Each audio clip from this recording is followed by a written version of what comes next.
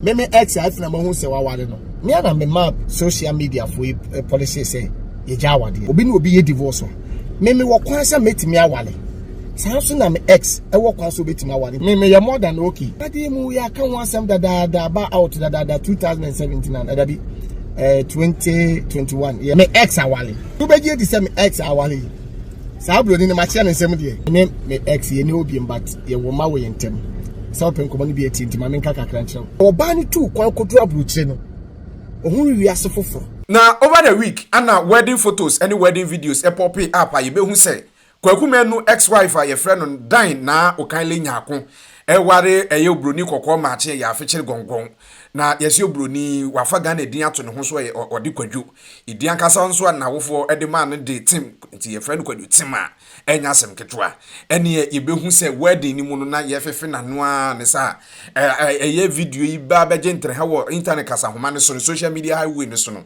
na Ghana fo binum tag Kwaku Manu say ase wafa ho anya broken hearts menura media mane bo kire wo se Kwaku Manu ekọ ma vida asori dem ko bompaye ni nyina no hwe anwum to a ni yetoto ma Kwaku Manu nyina na nka me akoye sa manfo bi tag ni say broken heart pa na Kwaku Manu enya wo hwe comment nso Google screen so a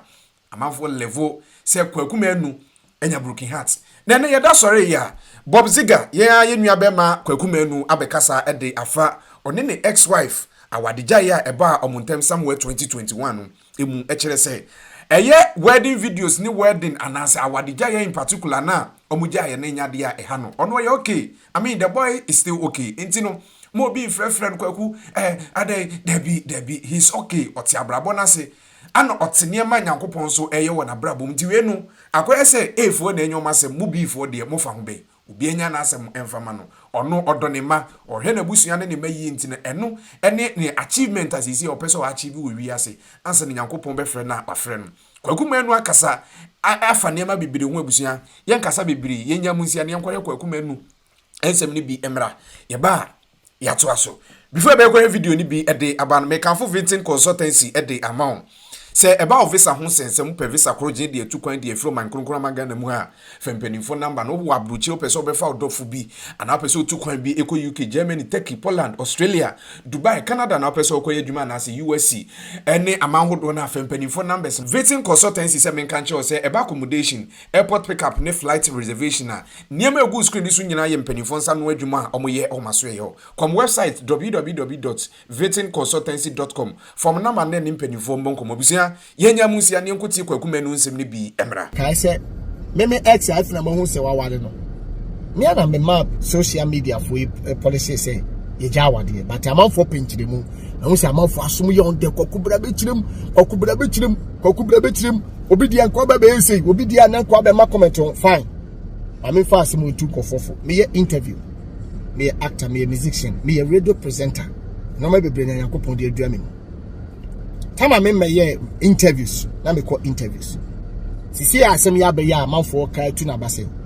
opa ma me ko bi platform to sisi ya ye be bisa me ho asem se Kwaku Manu kwa be so na fa so a ebia wo no yire mojai me pa tie me so obi ba me platform so na se me bisa na wade ho asem opa obechiri mo pa wonchiri opa ofili so ochire mo obechiri ti me pa ana me mechire me nsem se ni but ebia de ese ka me ma me kasa na bia no mai ever patwa atin koma na se enti obia wo said wo si bi handle asem obi wo ntimi nsem bi but de onu no ba out be kasa no memfa be mu ma de obia ebia ofili se wo kasa e wo out man kofo hu no sympathy se bia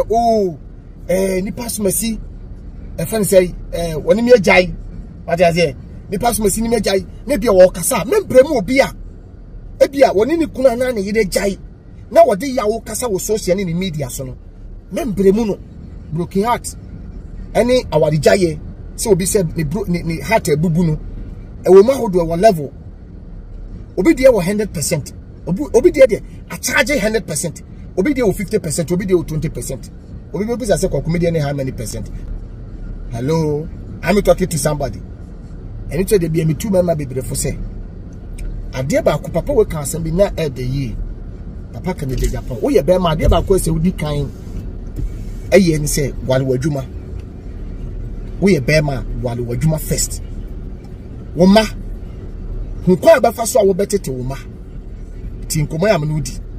na mekasa kire badwemba emmo mpa ye se wo ma mehwe wo daachi nemu bompa ye mankura no so mbenya baby papa si daachi nemu wo bompa ye ma ho se wurade fama bra bo si ye daachi ti nkomo a mnudi no enya wanka me nkasa unti na mekasa kire badwemba me say bompa ye ma ho se ewurade wo ye bema wale wadwuma first do ho first ansakwa no ado ma ansakwa no abedo yere ye wo fe no odo no e ya tinka e ya feeling bi na wo ma wo ba bema na wo fe ne se wo do tie me onipa a ye fe ne se nipa bibia betimi asi ti nkomo do ho first ansakwa no ado bi sa accident ba na no ma nanam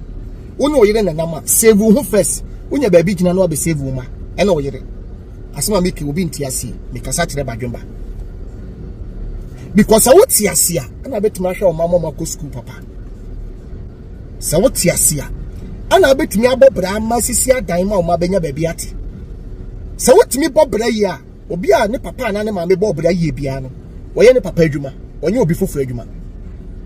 despite ne mother so ye o ma adwuma eye na adwuma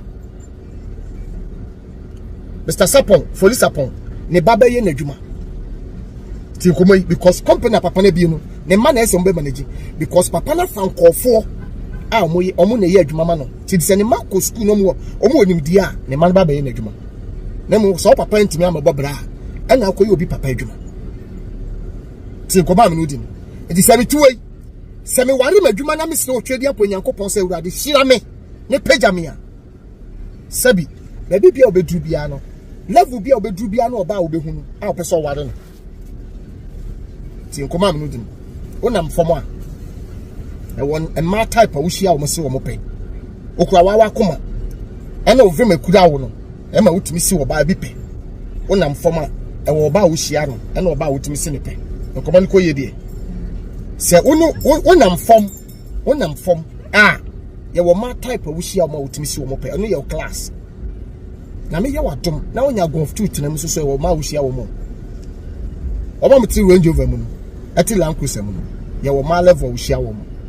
na me pegya udu stage bia na me de ho ma wo sanso no de ho ma wo oba kura no so oba timi bobra year oba ba ma na timi kasa na ne china meware but oba etimi bobra year oba timi bobra year na ndi dafo a oba kura timi chusu ba ma type wo pe tin koma me no din so oba ebo bra yi a wotimi twusu be ma type wo pe. Hello, I'm talking to somebody, but any oba nyai na mfa oba ni 19 euro so be ma bi ni oba bi eja CCI but what the be ma ni na maduro so or the oba ni na maduro so di entira e ka wo no nko no na ka oba no sabi wonya be ma bi ama ne wane ne da our country what the name bema traso kowanim moving forward kowanim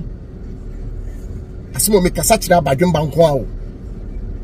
de wo hunu na hunu se nko ye gold wo ye diamond ma wo no se wo kentre ho na kowanim a wo bo se gold so why you am say mother ye akoko sika eno se te gold